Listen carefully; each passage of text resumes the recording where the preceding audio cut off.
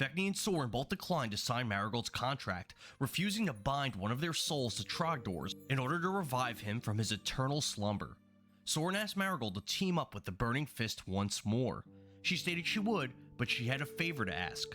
Marigold explained that vampire Vlad once told her he turned her parents into vampires. Vlad claimed her parents were amongst his minions during the Order of the Burning Fist's battle in the Ferelden throne room. Despite Vlad's words, she did not see her parents amongst Vlad's thralls. Marigold stated she heard a powerful vampire resided in Dovah. She asked Soren and Vecni to find this vampire and report his whereabouts to her. In exchange, she would do as Soren asked and join the Order once again. Soren asked if Marigold had any leads as to the location of the vampire or her parents. She instructed Soren to close his eyes and placed a hand on his head. Marigold channeled a bit of magic and Soren saw an image of an unfamiliar sigil. The sigil was a strange red symbol on a black background.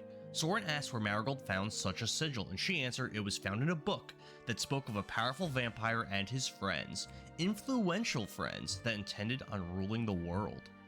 Vecni asked if Marigold could return the adventurers to the doghouse. She answered she had a strong connection to King Dokkan and could return the party to him. Marigold gifted Vecni a Cabbage Patch doll replica of Vecni. She explained Vecni could use the doll to transport herself back to the mansion. All she would have to do is repeat the phrase, "Silly goose, tee-hee," to activate the transportation magic. Marigold continued that once the doll was used, the magic within it would be spent and the power would be gone. She added that any damage the doll received, Vecni would suffer as well. Soren asked Marigold if she could teach him some spells, and convinced her to teach him the Confusion spell, which he copied into his spellbook. The adventurers requested to return to the Cannabis Cafe and Inn. Marigold's eyes went white and purple veins pulsated on her forehead. A powerful wind whipped across the room and blew the young witch's long blonde hair all about.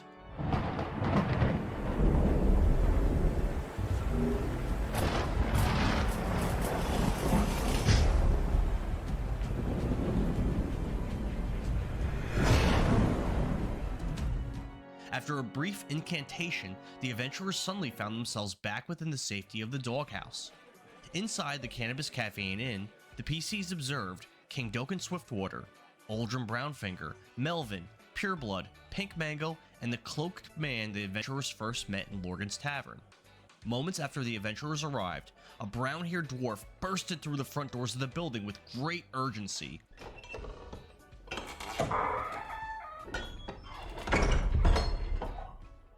The dwarf immediately approached Soren and Vecni, asking them if they had seen Trogdor Dragonbane. He explained he had been sent by Trogdor's father, Cromor, to find his son and return him home to the village of Stoneview. Vecni answered she had never heard of him. Recognizing Trogdor's pale pink axe slung on Vecni's back, the man pressed further. The dwarf told the elvish pirate captain that Cromor believed Trogdor was in great danger and needed help. Vecni stated there was no need to worry, as Trogdor was already dead.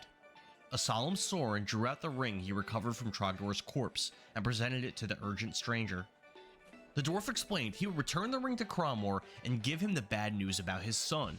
In the meantime, he offered to assist Vecni and Soren with their travels. Vecni seemed uninterested, asking the stranger if he was any better than the fallen dwarven paladin. This new dwarf continued to say that he trained Trogdor and was considerably stronger. He added he was the guard and protector of the Dragonbane family. Soren commended Trogdor's bravery, but added he was very foolish, running face first into battle, smiting everything.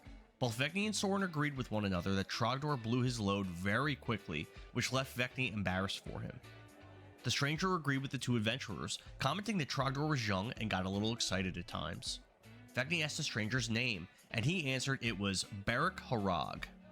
Vecni asked Beric to join she and Soren on their adventure after sharing a drink. Beric readily agreed. The adventurers spoke with the bartender, Autumn, for a time.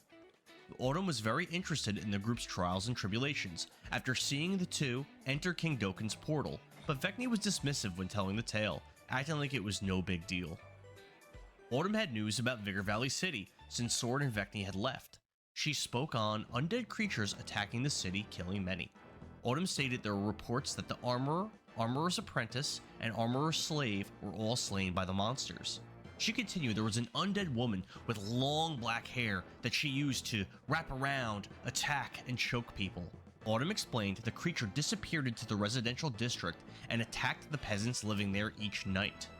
Autumn added Mayor Shroud was missing and an election for a new mayor would be held on Ilmater 22nd, which was only 5 days away. The two individuals running for mayor were Salvatore, the tiefling Forte Assassination Squad member that Vecni and Soren avoided fighting, and Sir Galloway, the former Bloodmist member who captured Lord Henry and his men prior to the adventurers arriving in Vigor Valley City. Autumn spoke on the Medicine Man's desire for peace and his concern about war between Slay and Chaos, who do not like one another.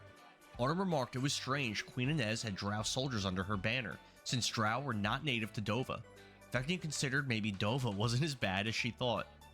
Vecni asked about Prince, and Autumn explained that he was at the doghouse before the party arrived. She continued that the pirate crew, the Misfit Bastards, were also there at this time. And while she did not find their leader, Radalak, to be a nice person, the pirate called Prince attacked him for no reason at all and was captured. Autumn reiterated the doghouse was a place of peace, and the Medicine Man did not approve of violence within the settlement. Supposedly, the Misfit Bastards were heading towards Cutthroat Docks, which was quite far away. Soren, Vecni, and Barak approached King Dokkan, Uldrim, and Melvin in the bar area. Soren asked the king to sign Lord Winnegar's ally ledger, which he did without reading it or asking what it was. Gragas hobbled over to the group and asked Vecni if she asked Marigold about him. Vecni said Marigold did not remember him, and the saddened dwarf hobbled away. Vecni and Dokkan spoke a bit about Prince, Captain Mundo, Radalak, and the mutiny aboard the Bastard Sire. Dokkan admitted he had Sir Duncan orchestrate the mutiny because Mundo was not doing as the king asked. He added that it was not a big deal, just business. Vecni disagreed, saying it was a big deal to those involved. Dokkan gloated that under Radalak's leadership, the Misfit Bastards did as he asked, as long as he rewarded them. Dokkan stated Radalak claimed the Misfit Bastards sunk the Moonronian armada on the Calbraid Sea, south of Dovah. Vecni was angered at this, explaining it was the Golden Tusk pirate fleet that defeated the Moonronians. She added the Misfit Bastards no longer even had a ship. Dokkan remarked that made sense, and he thought Radalak had more officers than those that visited the doghouse. Vecni told Dokkan she and Prince killed 5 Misfit Bastards officers during their journey to Dovah. Vecni and Soren introduced King Dokkan to Barak. Barak explained he was searching for the son of one of his friends, but learned he died, so now he has free time on his hands. Vecni asked the half-elf king to join them on their adventure, but he mostly ignored her question and bragged how he saved the entire continent of Thaddeus the last time he embarked on an adventure.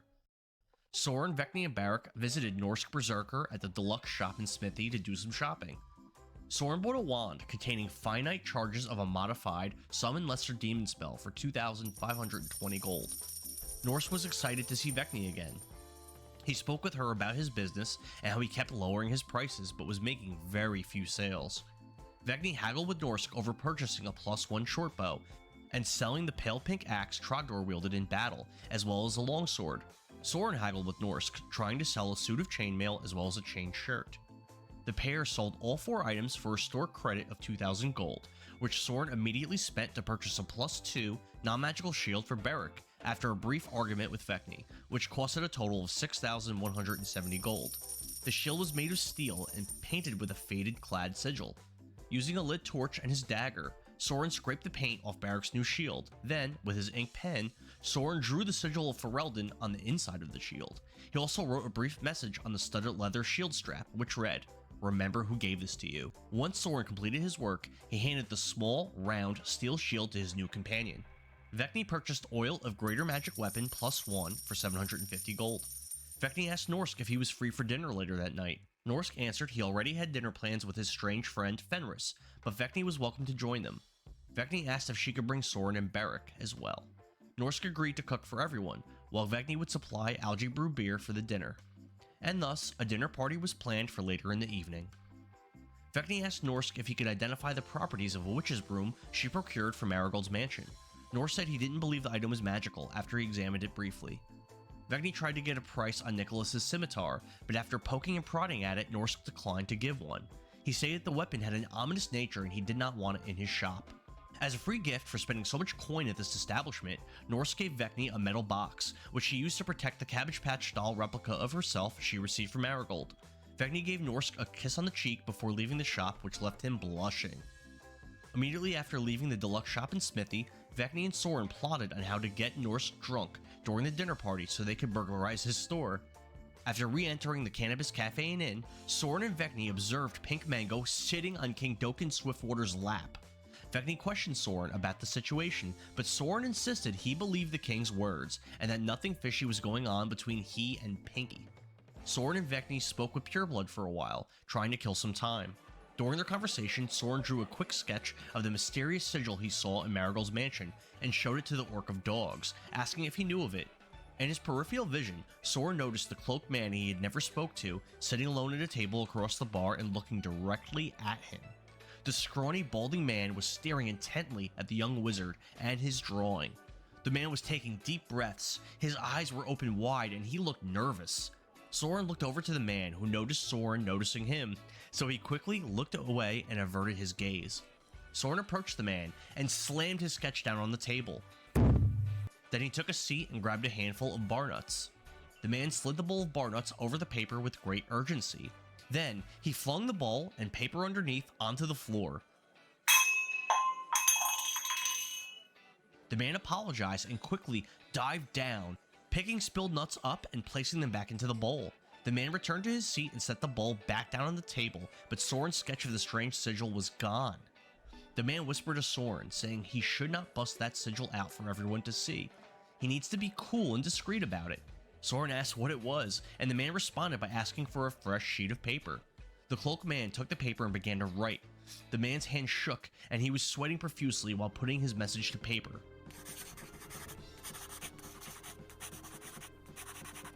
He quickly passed the paper to Soren and urgently whispered Soren should put it in his pocket and look at it later. Soren swiftly and nonchalantly slipped the message into his robes. The man told Soren he did not wish to be seen with him and would be leaving. He added if Soren wanted to speak further, he would be at Norsk's house later in the evening for dinner. Then the man left. Soren realized the mysterious man must be Fenris, the weird friend Norsk mentioned to Vecni. Beric approached Soren and observed copious amounts of sweat on the table.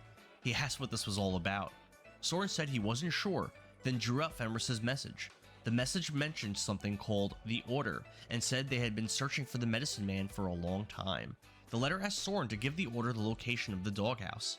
Soren vaguely recalled two men he met at Lorgan's Tavern, Morio and Vittori, who were connected to this group.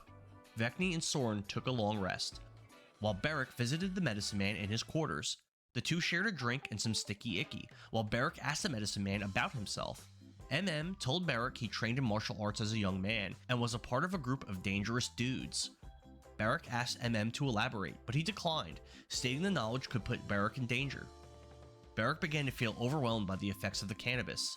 The Ironbridge dwarf asked MM if there was anything he could teach him.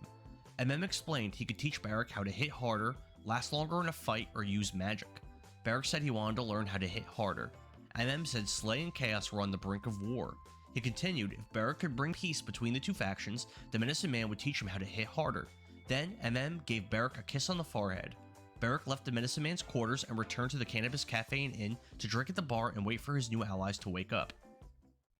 Hours later, Vecni awoke from her long rest. Her dinner party with Norsk and Fenris was scheduled at 7, so she had little time if she was to enjoy another meal in Norsk's home. She attempted to shake Soren awake, but he was sound asleep. Vecni went down to the bar and grabbed Beric, who had been smoking and drinking at the bar for hours. On the way over to Norsk's home, Vecni pulled on the door handle to the deluxe shop and smithy, finding it locked. She looked around and observed there were few people around. During her time at the doghouse, she noticed the settlement had no sentries standing guard, and she estimated the total population to be approximately 100 people. Vecni and Beric arrived at Norsk's house for the dinner party, and a nicely and seductively dressed Norsk berserker answered the front door. Inside, Beric and Vecni became acquainted with Fenris, Norsk's other guest. After introductions, Vecni went to help Norsk in the kitchen, while Beric spoke further with Fenris. Beric asked Fenris, who was stuttering, sweating, and extremely nervous, about the Order. Upon realizing Beric didn't truly have knowledge about the Order, but was aware something was going on and that the secret group existed, Fenris slowly drew out a dagger from one of the sleeves of his cloak. Beric explained how Marigold Mandrid showed Soren and Vecni the symbol in her mansion. Fenris put his dagger away, but explained the Order of Dominance would have him killed if he shared information about them. He said he wished to return to the Order to tell them of Zimler's whereabouts, but he was stuck at the doghouse, as he would be unable to survive a trek through Epona's bog. Fenris added Zimmler was the actual name of the medicine man, and he left the Order of Dominance. There is no leaving the Order, Fenris ominously whispered. The Order wanted Zimmler's location so they could execute him for leaving them. Fenris tasked Beric with providing Zimmler's location to the Order. Beric asked what he would receive in exchange for his help. Fenris explained service to the Order was service for life. Working for the Order would give purpose and influence over the world. Fenris described the Order of Dominance as an Illuminati-type group with influence over all world governments, big businesses, and organized religions. Fenris brought the dagger out again and menacingly whispered, So, what's your answer? Beric accepted the mission. Fenris explained to forward the message, Beric must find another agent or an actual council member and relay the information. He said one of the council members could be found in the town of Nightfall, and another could be found at the Order of the Consecrated Righteous Paladin Temple. Fenris stated there were 13 council members in total. Vecni finished assisting Norsk and came to sit with Beric and Fenris. She asked Fenris if he was a vampire, but he stated he was not. Vecni explained she learned someone from the Order of Dominance was a vampire. Fenris stated one of the 13 council members, the second, was a vampire. A stuttering Fenris added this vampire was dangerous and could be found at the town of Nightfall. Vecni asked the vampire's name, but Fenris answered, We do not speak their names. Names have power. Further conversation with Fenris revealed the medicine man was once one of the 13. Since then, another had taken his place. Number 13, the Skin Changer, a being that can take the shape of others. Fenris added it was possible the adventurers had met him already. Attendees of the dinner party enjoyed the meal Norsk prepared. Beric ate sadly, reflecting on the news of Trogdor's demise. Throughout the meal, Vecni continuously plied Norsk with glasses of beer, getting him quite drunk. Around the time everyone finished eating and Norsk began to clean up, Soren arrived at the modest home, freshly rested. Beric filled Soren in on his conversation with Fenris. Beric and Soren questioned Fenris on the identities of the other 13 Order of Dominance council members. A stuttering Fenris described the members he was aware of: a swordsman, a vampire, a scholar, a warlock, the flame, the totem, the commander, the master, the summoner, the paladin, the parasite, the skin changer, and the generator. Vecni overheard the conversation and made the connection that the master was the same man Mario said he served. Fenris explained, generally speaking, the lower the number, the stronger the order member, meaning the first is much more powerful than the last.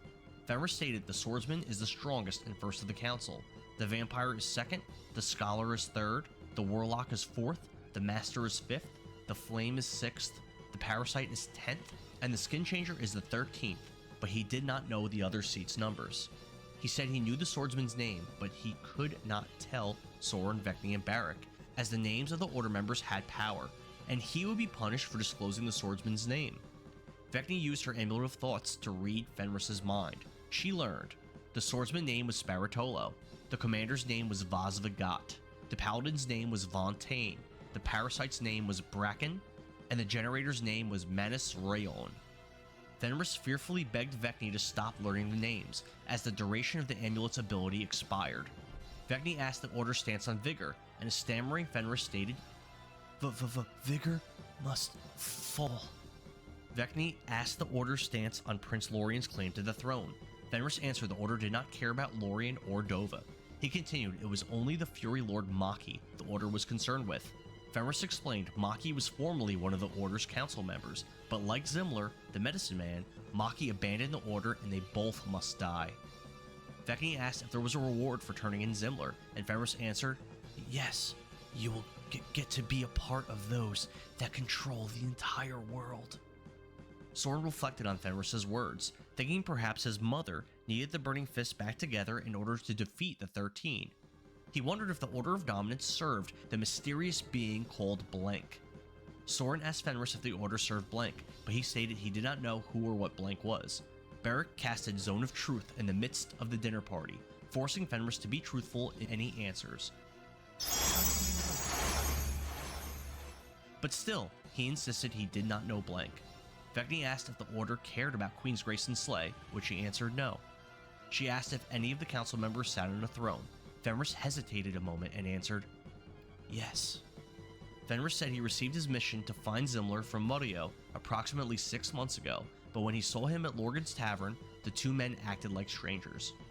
Vecni, Soren, and Beric agreed to serve as agents of the Order as long as their gold was good. Beric asked Fenris how best to reach the vampire in Nightfall, which was the closest Order member. Fenris explained Vigor destroyed the bridge north of Pridecutter Keep, so the adventurers would need to go underneath through a labyrinth.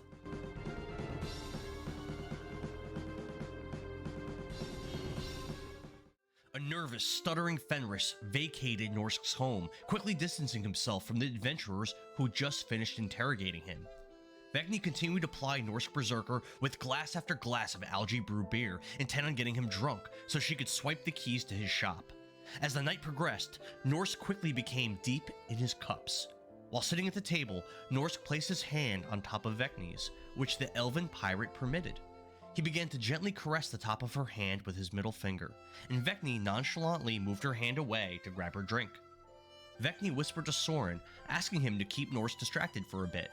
Then she entered the kitchen to search for the key to the deluxe shop and smithy. Vecni searched the cupboards and drawers, but could not find what she was looking for. Vecni returned to the intoxicated Norsk and offered to put him to bed. He made a drunken pass at her, but she declined, stating she was not that kind of girl. Vecni escorted Norsk into his room, where he lost his balance and collapsed onto the bed. He patted the sheets next to him and motioned for Vecni to join him. Meanwhile, Soren searched the living room and found a healing potion in a chest hidden under some clothes. Vecni sat on the bed with Norsk in a reserved manner. He told her not to be shy and reached for her leg, but she smoothly moved her leg out of his reach. Norsk asked Vecni how many dates it would take her before she got intimate with a man, and she answered, around 5. Norsk told her he respected that and couldn't wait to have another date with her. He added he would have a gift waiting for her the next time she returned to the doghouse. Vecni gave Norsk a gentle kiss on his forehead. He reached into a drawer near his bed and pulled out a dusty brass ring. Norsk presented the ring to Vecni, which belonged to his grandmother and was a promise ring. He placed the ring on Vecni's ring finger, after explaining acceptance of the ring meant she could not give herself to another man. Norsk gave Vecni a hug and then she left his bedroom. In the back of her mind, Vecni still yearned for the washboard abs and Adonis-like physique of Mickley and Greystone. She was only using this man, Norsk, to gain access to the powerful items in his shop. Vecni, Soren, and Beric exited Norsk's home and noticed the doghouse was pretty quiet, with few people out and about. Town, but not much else. Soren casted invisibility on Vecni so she could burglarize Norsk's shop. Beric and Soren returned to the Cannabis Cafe and Inn, where only Autumn and Pink Mango were present. Pink Mango was dancing by herself while puffing on a pipe. The demure, dark-skinned beauty approached Beric and appeared quite under the influence of the sticky icky, commonly found in the doghouse. She tried to flirt with Beric, but he did not humor her. Pinky sat down at the booth with Beric and Soren, scooting her curvy booty extremely close to the battle-hardened dwarven paladin from Ironbridge. Pinky and Beric got to know one another. She asked Beric if he would swear his sword to the dogs, but the dwarf declined, stating he fights for the Ironbridge kingdom and people in need. Meanwhile, an invisible Vecni found all windows and the only door to the deluxe shop and smithy to be locked. Above the door handle, Vecni observed art of a smiling dog with green vegetation in its mouth, etched into the wood of the door. The invisible pirate used one of her darts to pick the lock and open the door just a bit, then slipped into Norsk's shop. Vecni ransacked the struggling business, stealing the Manual of Quickness of Action, a scroll of Cure Wounds, a scroll of Heat Metal, and Trogdor's pink axe. After her burglary was completed, Vecni exited the shop, quietly closed the door, and returned to her companions, completely unnoticed. The invisible Vecni quietly whispered to Soren that the task was done. The three adventurers returned upstairs to their room, and Soren dropped the invisibility spell. A triumphant Vecni gleefully announced to Soren, "I got you a present." She gifted Soren the scroll of Cure Light Wounds and the scroll of Heat Metal. Then, Vecni presented the fallen Trogdor's pale pink axe to Beric. She tossed it to him, but the dwarven paladin failed to catch the weapon. Trogdor's axe clattered to the ground, and Beric quickly and nonchalantly picked it up.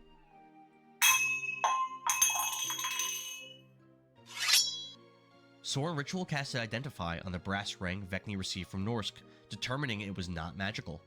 The adventurers left the doghouse, emerging back into Epona's bog. Soren casted mage armor on himself to prepare for the dangers he knew laid before him. Before venturing deeper into the bog, the adventurers decided they should ask the medicine man for directions to the lizard folk of Frank, as they wished to meet with their leader, Snorrian. Back inside the doghouse, the party knocked on MM's front door, but it was well past midnight and the leader of dogs did not answer. The adventurers observed the man wearing a white suit and white fedora was still in the center of town, so they approached him instead of waking the medicine man.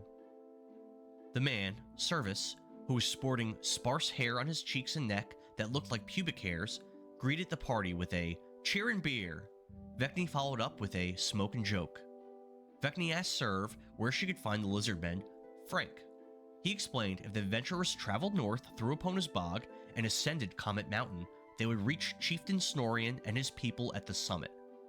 Service added the trek to the lizardfolk village would be dangerous. Vecni asked the man if there was an easier way to reach those of Frank. Service suggested speaking with the dwarves of Ironbridge Kingdom, as the border of their lands was close to Comet Mountain. Soren got confused about the name of the faction, Frank. Vecni explained Frank's leader was not named Frank, but was Snorrian, Lady Epona's husband. She added Soren must have been confusing the faction's name with the name of the Forte leader, Frank Mandred. Serve warned Soren not to bring up Frank Mandred's name whilst in Snorrian's village of Ifrai. The adventurers left the doghouse again, and Soren summoned Dexter, his owl familiar, for scouting purposes. Beric led the group as they left the landing area that led to the doghouse and crossed the small pond right outside. The party came to a fork and decided to follow the path leftwards, still moving north, along a flooded section of the swamp with few areas a person could stand. Vecni used her Shape Water spell to create a 5x15 ice raft. The adventurers boarded Captain Vecni's vessel and began to traverse the watery path. Soren sent Dexter out to scout, observing crocodiles, giant crocodiles, and 3 closed chests. Using a fallen branch, Beric steered the ice raft like a gondola. After traveling a short distance, the party observed 10 crocodiles ahead of them, calmly hanging around in the water. Vecni drew out and unfurled her whip, preparing for a potential confrontation with the wild beasts. Beric guided the ice raft past the crocodiles, who begrudgingly moved out of the way. As the party passed by, the crocodiles eyed them, extremely interested in the group of PCs. Vecni lit a stick of dynamite and hurled it into the water, intentionally avoiding harming any of the animals. A small explosion erupted on the surface of the water.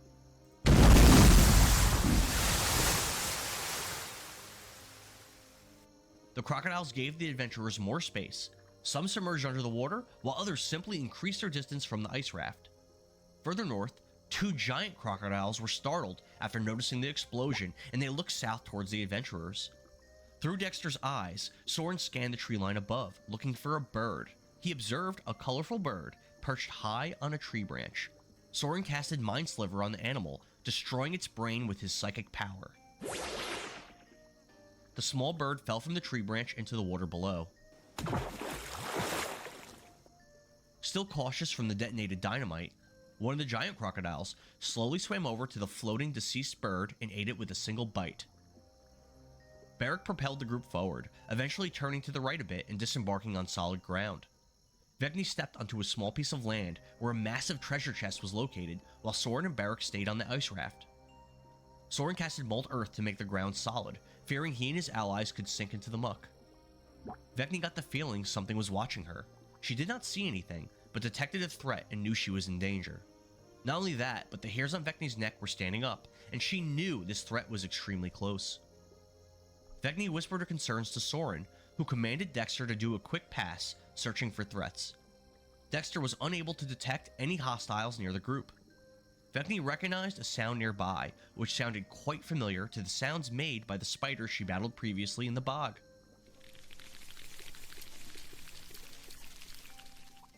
Soren casted dancing lights to illuminate the area. He listened closely and determined that there were 3 separate large creatures in his immediate vicinity on the small piece of land where he and his allies stood.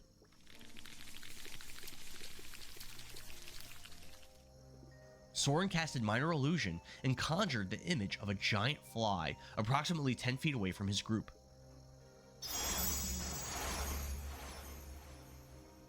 He heard the strange sounds moving further away from him towards his conjuration.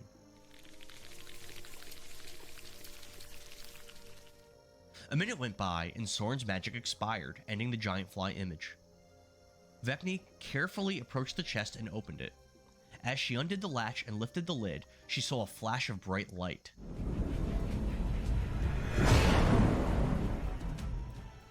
When the light faded away, Vecni observed the following inside the chest: a saddle, a stone token with golden art of a feather on it, and a small statue.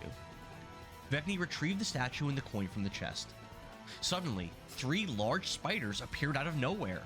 The spiders looked different from the ones Vecni and Soren faced previously, as these were distinctly white and blue in color. These spiders did not simply sneak up on the heroes, but blinked suddenly into existence. One moment they were not there, and the next moment they were in the midst of the adventurers and poised to attack. Soren realized the appearance of these creatures was very similar to when Odoacer's steed, Apocalypse, suddenly manifested. One of the strange creatures attempted to bite Soren on the ice raft, but the beast missed. The other 2 spiders had Vecni flanked and attempted to pincer her. One of them bit down hard on Vecni's left hip, injecting venom into the High Elf pirate.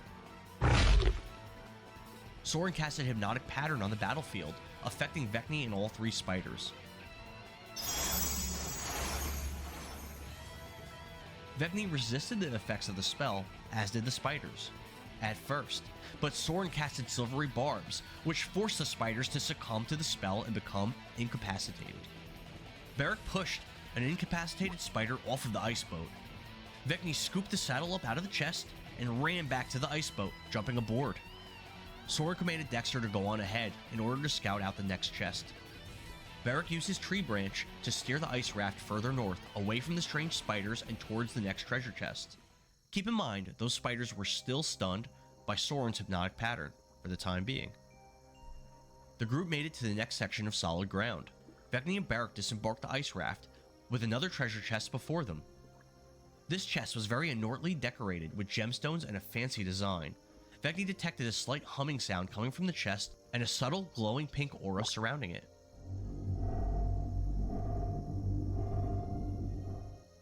Vecni called over to Soren, asking him to identify the strange chest, but he gave a long-winded explanation, detailing the reasons he could not do that at this time. Examining it briefly, Soren felt this chest was similar to the urn he and Vecni found in the cave near Vigor Valley City. Soren readied Dispel Magic, planning to cast it if any harm came to Vecni upon the elven pirate entering the vicinity of the chest's pink aura. Beric readied his axe, planning to attack any hostiles that emerged from the chest. Vecni attempted to open the chest and found it to be locked. She picked the lock with a dart and opened the chest. Inside, a pink light got brighter and brighter and brighter. Soren believed something inside was about to explode, so he casted his ready Dispel Magic spell on the chest. The light became dim and then dissipated completely.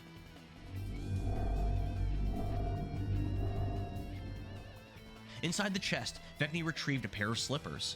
The soles of the slippers were purple, with the top portions of the slippers pale pink in color. In an effort to mine the gemstones adorned on the fancy chest, Beric reeled back his pink axe and brought it down hard. His axe blade clanged off the lid, leaving the chest completely undamaged. Beric completely failed at extracting the gemstones.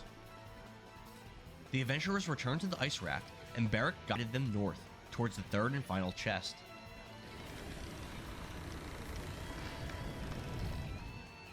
As the party neared it, they realized this path came to a dead end. The party discussed clearing the area of the 2 giant crocodiles in their vicinity, as they feared facing the blue and white spiders and giant crocodiles simultaneously. The group decided it would be best to slay the crocodiles while the spiders were still under the effect of Soren's Hypnotic Pattern, which had not yet expired. Beric steered the ice raft over to one of the crocs. He charged Thunder Magic into his pink axe and raised the weapon overhead. He swung twice at one of his reptilian threats, landing the second blow. Beric's axe blade collided hard with the crocodile's head, and he unleashed a thunderous smite on the creature.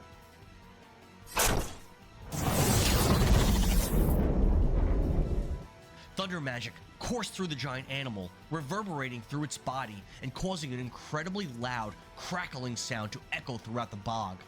The sound vibration from Beric's attack pushed water on the surface surrounding the croc in all directions. Trees rattled, birds and insects scattered, and every living creature in the swamp became alert to the thunderous sound. The 10 normal-sized crocodiles south from the adventurers reacted fearfully in response to Beric's magic. Some submerged themselves underneath the murky water, while others moved further away to get some more distance from the sound. Vecni lashed the giant crocodile twice with her whip, stunning it with a stunning strike on her first attack. Then she followed up, kicking the beast on the snout. Soren casted Fireball and positioned the spell so it would only hit the 2 crocodiles, badly damaging them with fire magic. Trees nearby caught on fire as well. The crocodile that was not stunned walked a short distance to the edge of the water and plunged in, submerging itself into the murky liquid.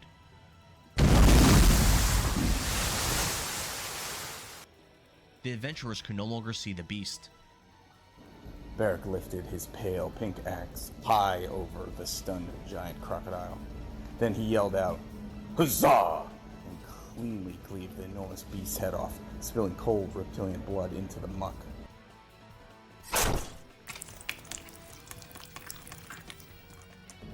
Vecni leapt 10 feet from the ice raft onto another section of dry land.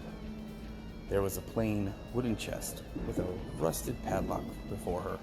Vecni delivered a savage side kick to the rusty lock, snapping off the latch of the chest. The chest popped open, revealing 3 healing potions, which Vecni took with no hesitation. Vecni ran back to the water's edge and leapt another 10 feet back onto the ice boat with her treasure. Vecni whispered to Beric, "Get us out of here." The giant crocodile emerged from the murky waters of Epona's bog on the side of the ice raft. The creature snapped at Beric with his giant jaws, but missed. The beast turned and submerged itself again, and as it did so, swung its tail at the dwarven paladin from Ironbridge. Soren casted silvery barbs to protect Beric from the attack, but the giant creature's tail still whacked Beric hard in the face, as he simultaneously lashed out at the reptile with his axe, slashing deep into his back. The dwarf wobbled on the narrow ice raft, then dropped his body weight and resisted being knocked off the boat into the dark, cold water below. Soren realized it had been 36 seconds since his 1-minute-long hypnotic pattern spell incapacitated the giant blue and white spiders. He knew it was imperative that the group did not linger much longer in this area, otherwise the creatures might renew their attack. Beric frantically paddled, steering the ice boat south with his tree branch, trying to put some distance between his party and the giant crocodile. The group reached the area populated with the regular-sized crocs, which eyed the adventurers, but not attack, as the 3 warriors reached them. The elven pirate readied her whip, intending to lash out at the giant crocodile if it attacked again. As the party traveled quickly, choosing to move in a straight path, avoiding looking back towards the direction of the giant crocodile and the giant spiders. The dwarf guided their ice rafts further south, arriving at the start of the body of water. The adventurers double-timed it to the doghouse, planning to rest, as well as divvy up and identify their new loot. Inside the doghouse, Soren ritual cast Identify on the pink slippers, while Vecni began to read her manual of quickness of action. The wizard learned the pink slippers, like Trogdor's pink axe, grew in power with the user as long as the user kept the item attuned. The current strength of the slippers would grant the user +10 to movement speed, and all the user's attacks would become magical. These slippers were quite special, and it would take 7 days to attune to them. Soren ritual casted Identify on the saddle, learning it was the Saddle of the Cavalier, a magic saddle that increased a rider's defenses while riding a mount. Still using Identify, Soren cast it on a small rose-colored statue, learning it was the Ioun Stone of Protection. Once attuned to this stone, would orbit around the user's head, granting +1 AC. Enemies could target the stone to catch or destroy it. Soren ritual casted Identify on the stone coin with golden art of a feather on it, learning it was Qual's feather token. This item could summon a rock-like bird capable of carrying 500 pounds and flying 144 miles in a single day. The item's ability would expire after a single day, and the item was single use. After a brief discussion what to do with the items, Barak took possession of the saddle of the cavalier and the pink slippers. Vecni took the Qual feather token, and Soren took the Ioun stone of protection. The party long rested after their brief foray into Epona's bog, so they would be fresh and ready for the dangers yet to come.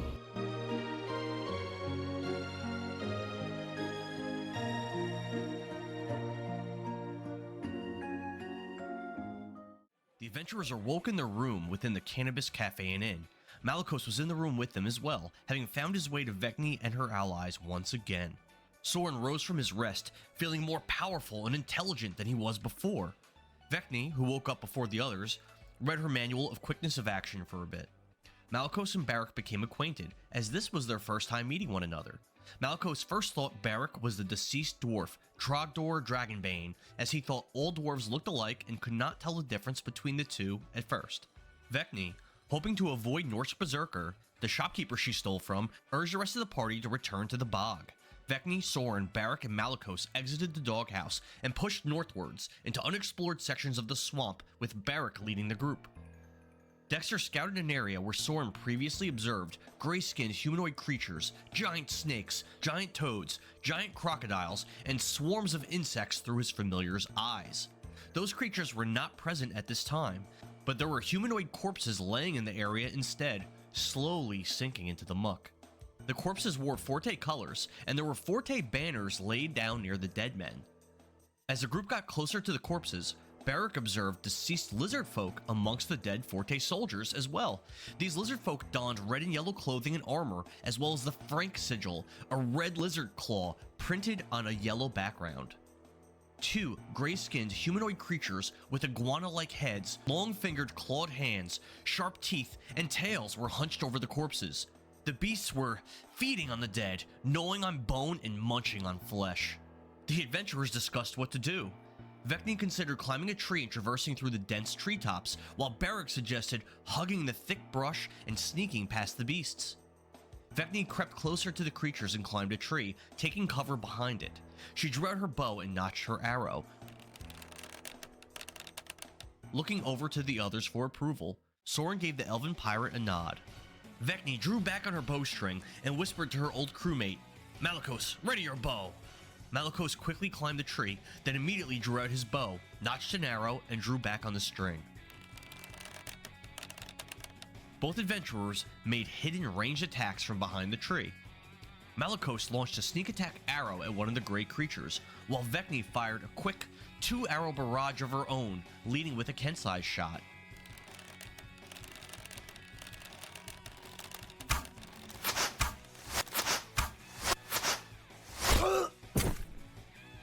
The 3 arrows punctured through the beast's back, one after another, in rapid succession. The creature fell dead, face first, into the group of deceased soldiers. Vecni fired an arrow at the second gray-skinned creature. The arrowhead pierced into the beast's chest, plunging into its heart, and the monster toppled over dead.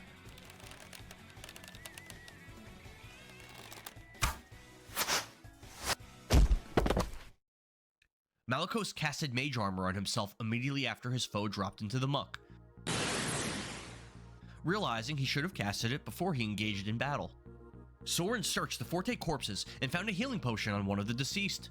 Vecni examined them and determined these Forte soldiers were not a part of Harshal's group, the man who they met in the bog shortly after she and Soren first arrived, 7 days prior. Vecni recovered a short sword from the corpse of a deceased Frank lizardman.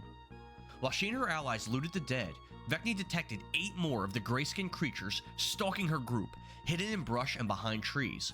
She also realized there were thick swarms of flies in the brush as well, staying hidden from the adventurers. Vecni alerted her allies to the danger all around them. The group briefly discussed their options, luring the beasts out to slay them or attempting to escape. Vecni kept a close eye on the creatures, who sank back into the shadows. Soren realized the beasts were intimidated by his group after witnessing their strength and were not a threat. Vecni misliked this, as the creatures would likely trail behind her party as the adventurers continued north, but Malicos and Soren were not worried, considering the beasts too weak to be of concern. With Vecni on point, the adventurers pushed north, then west through an opening in the trees. They entered an area with another small pond, which will require some swimming to cross. Vecni observed the following in the pond. 2 crocodiles in the water, fairly close to their position. A small landing past the crocs, another crocodile past the landing, then another landing, this one much larger. Upon the last landing was a group of soldiers wearing Forte colors. Some of the men held banners bearing the Forte sigil. The soldiers had their backs to their adventurers, focused on a large cage behind them. The cage contained 2 lizardfolk prisoners. Vecni noticed a man poking and prodding the lizardfolk through their cage. At first, he thought it was Karaganda, but Vecni quickly realized this man was much larger than the Forte leader. This man wore a heavy red hauberk and looked familiar to Vecni and Soren. Vecni recalled seeing him near the mayor's office when Honesty played a song near the gallows, outing she and Soren in Vigor Valley City, just prior to Soren meeting Odoacer. In front of the city hall, the party observed rows and rows of Forte soldiers. The rows appeared to be assembled behind 3 separate, distinct leaders. An armored man wearing Forte colors. He had uncombed, poofy orange hair and a patchy, greasy-looking orange beard. He was missing one of his front teeth. There was an enormous man in a heavy red hauberk. And there was the tiefling assassin, Salvatore, that the group met in the Vigor Valley City sewers. There were 3 separate legions of soldiers outside the mayor's office, each led by a different Forte leader, which consisted of Salvatore, Harshal, and this third unknown warrior. Vecni and Soren briefly discussed how to proceed. Vecni stated she didn't particularly want to speak with these men. Soren nonchalantly quipped he could easily murder the entire legion of soldiers. Malicos excitedly whispered, "Fireball." Soren answered, "No, not Fireball. Something much stronger." "Fireball is broken enough. What could be stronger than that?" Vecni asked. Soren shook his head and smiled, preparing his new spell. Vecni drew out her bow, notched an arrow, and aimed at the large man with the heavy red hauberk. Meanwhile, Malicos hid in some nearby brush, planning to attack anyone who showed hostility towards his allies. Soren casted sickening radiance over the pond.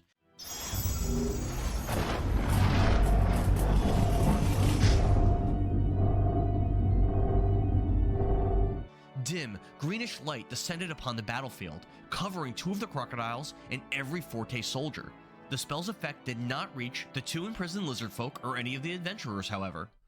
The large man with the heavy red hauberk began to feel the effects of Soren's spell, but he willed himself to resist the ability. The man plunged into the water and began to make his way towards the adventurers, stopping before the set of 2 crocodiles. Vecni fired an arrow at her heavily armored foe, but the arrowhead bounced off his armor, leaving him completely unharmed.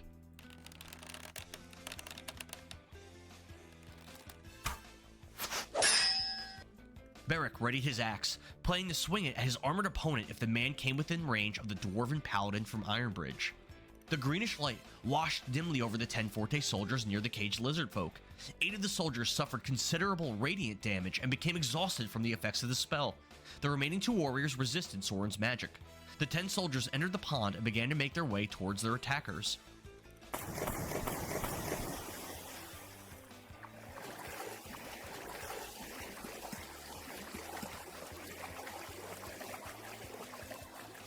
Due to the exhaustion, 8 of the men had disadvantage while trying to swim through the area. 8 of the Forte soldiers failed to effectively swim through the pond towards their prey, and they began to sink. The remaining 2 men swam towards Soren, Vecni, Beric, and Malicos. The soldier in front delivered a combination attack on a crocodile that stood in his way. His blade danced in the air and sliced through the creature twice, killing it. Malicos fired an arrow at the soldier that killed the crocodile. The arrowhead sank into the man's ribs, activating sneak attack and dealing considerable damage. Malicos grabbed one of Vecni's breasts to give her encouragement, then hid in a bush again. Vecni entered the pond and used Step of the Wind to move quickly through the water. She drew out Ignis and hurled it at a Forte soldier towards the back. Her magic javelin soared towards her target, leaving a trail of lightning magic behind, damaging a crocodile and several Forte soldiers. Ignis slammed into the man-at-arms Vecni aimed at, dealing tremendous damage. The soldier's knees wobbled, but he retained his composure and still stood, able to fight. Man, that guy's tough, Vecni thought to herself. Soren used his telekinesis to push the heavily armed man backwards 5 feet. Then, the young wizard casted Tasha's Mind Whip on the large warrior. The spell appeared extra effective against the heavily armored Forte member, and Soren's magic lessened the man's competence in battle for a brief time. Soren's sickening radiance continued to wash over the man with the heavy red halberd. The man continued to resist the effects of Soren's radiant magic, but Soren casted silvery barbs, which forced his foe to take radiant damage from the spell and become exhausted. Soren observed the radiant damage appeared extra effective against this opponent. The heavy armored warrior moved through the water and pushed through the outer limits of Soren's spell, escaping the dim green radiant light. Beric flung himself into the pond. Even with his heavy chainmail, he swam out near Vecni and lifted his axe.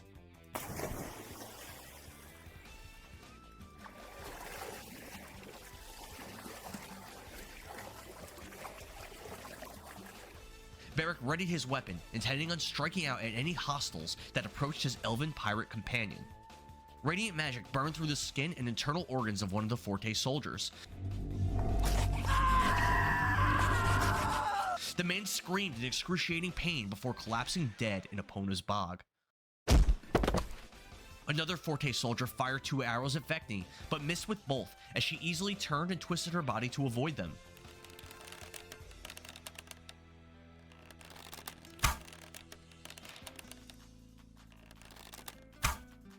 Dim green light swirled around the other Forte soldiers, searing some of them with divine radiant magic.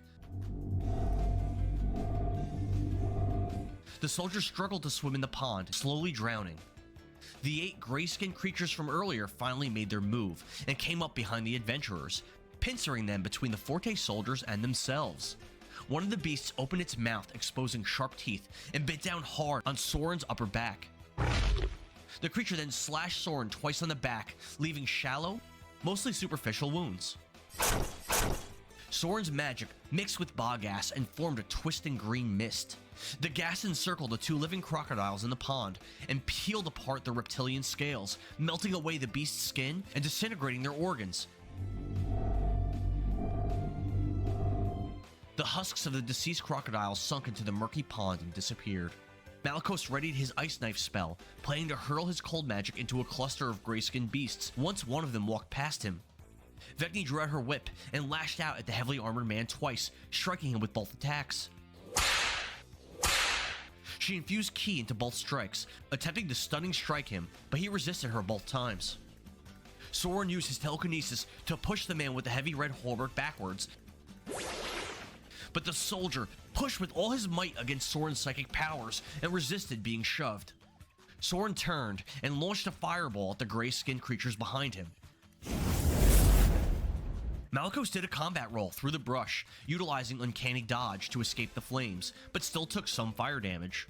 All 8 of the gray-skinned creatures were torched and burned alive by Soren's fire magic. All that remained of the beasts was their smoking skeletal frames. The man with the heavy red halberd slashed Vecni twice with his great axe. The blows were glancing, and Vecni suffered minimal damage from the man's huge weapon. Beric casted Thunderous Smite, charging his great axe with thunder magic. He swung at the man in heavy red armor with all his might, slashing him down his chest. The Thunderous Might was released, and the magic reverberated throughout the bog, disturbing many of the animals living there. The man planted his feet and resisted being pushed back by the smite, but Soren casted silvery barbs, forcing the soldier to fall 10 feet backwards, splashing into the pond and re-entering the area of effect for Soren's sickening radiance. Beric advanced on his downed foe and raised his axe up high into the air.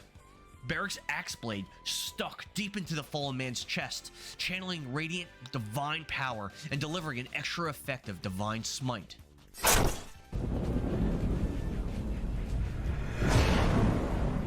The green radiant gas swirled through the battlefield, burning and peeling the skin off the remaining 9 Forte soldiers.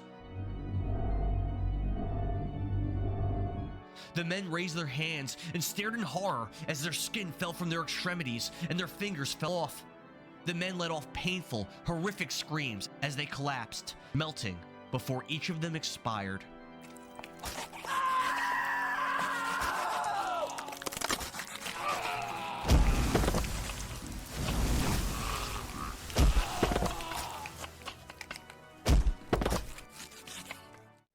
The man with the heavy red hauberk looked up from laying on his back to see Vecni bring her whip down upon his exposed throat.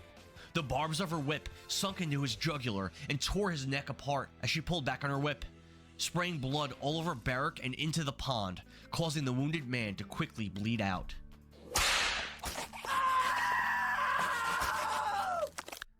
Malicos searched the corpses of the dead Forte soldiers looking for arrows, and he found 30. Vecni and Malicos searched the heavily armored man, finding a great axe, the red hauberk with a Forte sigil in the chest, and a spellbook. Malicos gave the hauberk to Beric, who donned his fallen foe's armor. Soren approached the 2 lizard folk prisoners locked in a cage. He recognized one of the lizardmen, a smaller lizard folk wearing a brown cloak, as Gendy. Soren and Vecni met Gendy in Lorgan's tavern some time ago. The other lizard folk was wearing yellow armor and appeared to be a female. The female lizard folk addressed Soren with a murder and began speaking to him in a strange dialect of Draconic. It quickly became apparent she could not speak any common at all. Malicos, who was standing nearby, spoke proper Draconic and could understand the female's words. Malicos and the female lizard folk spoke for a bit. The female looked like a warrior, wearing yellow chainmail and armed with a spear, but Malicos found her attractive, considering her a 7 out of 10. She thanked the human for rescuing she and Gendy. The female, Urza, explained she and her allies were at war with Forte, and her group lost a battle nearby, where she and Gendy were captured. Malicos remarked that while only Urza and Gendy survived, at least her compatriots were avenged by his party. She asked where the rest of the lizard folk were. Urza advised Malicos her people lived on Comet Mountain, to the north. She spoke of the leader of Frank, Snorrian, stating he was a great warrior and leader, adding he should rule the kingdom of Dovah. Malicos picked the lock to the cage containing Urza and Gendy, freeing them. In a raspy, sinister voice, spoken in common, Gendy asked Vecni, Malicos, and Soren if they completed the mission he gave them. He had asked one of them use the dagger with Blackwing's sigil to murder a Forte soldier and leave the weapon stuck in the soldier's corpse to frame Blackwing and Chaos. Soren answered they did so prior to leaving Vigor Valley City. Gendy thanked Soren for the good service he provided. Malicos asked Gendy if he and Urza would like to travel with their party to Ifrai, and he agreed. Gendy thanked Malicos for saving he and his companions from the foolish human softskins, showing great disdain and disgust for the human race. Yes, humans are disgusting, Malicos quipped. Gendy beckoned the party to follow him to Ifrai, where Snorrian would reward them. Malicos and the others agreed. Malicos became suspicious of the deceased man of Forte that, while living, wore Beric's new armor. He investigated the dead man and the armor, determining the hauberk was adorned with abyssal glyphs that granted the user certain powers, but made him vulnerable to radiant magic. While Beric fretted over whether or not to remove his new armor, Vecni took a swig from her water skin filled with bourbon. She passed the skin over to Malicos, amused at Beric's predicament. Soren ritual casted Identify on Beric's red hauberk and learned it was cursed. Trying to remove the armor would cause damage to the wearer. Attuning to the hauberk would grant the user a +1 to strength and a -1 to intelligence. Soren casted Dispel Magic on the hauberk, ending the item's curse and magical properties. Beric drew out his pale pink axe and scraped off the Forte sigil on the chest of his new armor. Then he cut the flowing red cape off the back of the armor so he didn't accidentally trip on it during battle. Gendy and Urza led the adventurers north through the bog where they exited out of the tree line. The group entered a warm area. They observed north was a path through hills, then eventually mountains in the distance. This region looked like it became quite steep, constantly elevating as one progressed north. The adventurers surmised that they would be required to scale a mountain to follow the path all the way to the summit, where the lizardfolk village of Ifrai, the stronghold of the faction called Frank, was supposedly located. Urza and Gendy began to follow the path north. Before the adventurers followed after them, Vecni, Soren, Beric, and Malicos heard something coming from the west.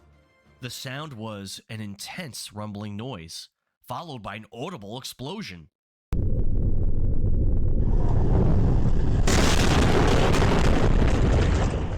A flash of light seared into the sky from the west, blinding the adventurers for a moment.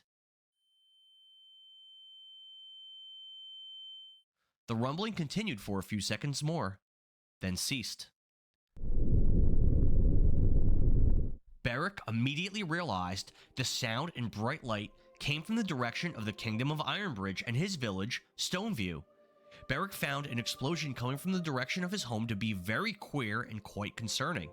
The Kingdom of Ironbridge was quite far from Epona's bog, and the adventurers could not see anything of note in the distance when looking west. Soren did not seem concerned with the fate of Beric's home. Vecni took another swig of bourbon from her water skin and offered it to her dwarven companion. Beric took a hearty drink from the skin. Malicos asked Urza in Draconic if explosions like that were commonplace. Urza answered it wasn't, but she did not care about Stoneview or Ironbridge and wanted to continue on to Comet Mountain. Malicos asked Beric if he had any family in the direction of the sound, adding he believed the sound may have been an intense explosion with enough power to level a city. Beric gruffly answered, "The family I protect is there." "I've been through genocide before. It sucks, but you'll get over it," Vecni remarked.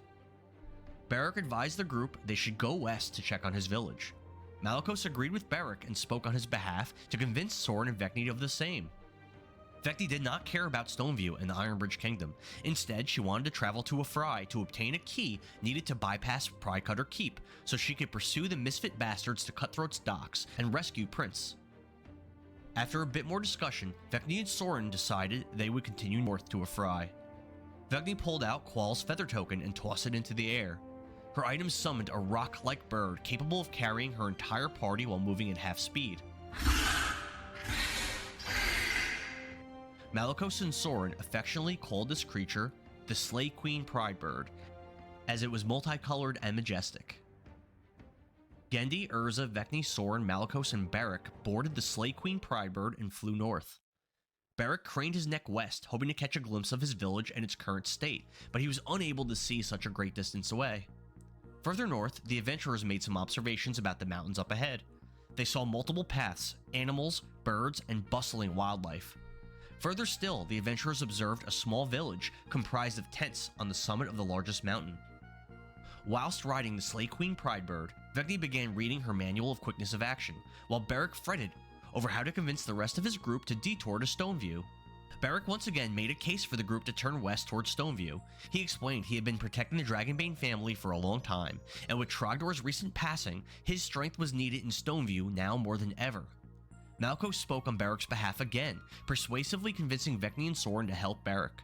Vecni ordered her rainbow bird to turn west in the direction of the Ironbridge Kingdom. The adventurers rode atop the Slay Queen Pride Bird for miles to investigate the origin of the explosion and bright light. Before long, they could see a village in the distance, which Beric recognized as his home, Stoneview. Stoneview was a modest mining village filled with small homes and hovels populated by dwarves. The families in Stoneview once resided in Ironbridge Castle, but after many years of wars and fighting with surrounding threats, the Dragonbane family and others fled and established Stoneview. Beric had long served as the protector of the Dragonbane family line. Beric observed Stoneview appeared unharmed, surmising the loud explosion must have come from somewhere else, likely Ironbridge Castle, far in the distance much further west. Beric observed white smoke rising into the sky where Ironbridge Castle was located. Malicos surveyed the rising white smoke and remarked, "They are probably roasting a giant pig, or a dragon." Vecni asked Beric how the pubs, bars, and saloons were in Ironbridge. Beric answered Stoneview had a superior bar called the Firebrew Inn, which was often frequented by a talented gnomish bard. Vecni suspected this gnomish bard was Honesty, which Beric confirmed. Beric added King Groudlum Ironbridge and his queen, Tanaday, would reward the group richly if they did good service upon arriving in the kingdom.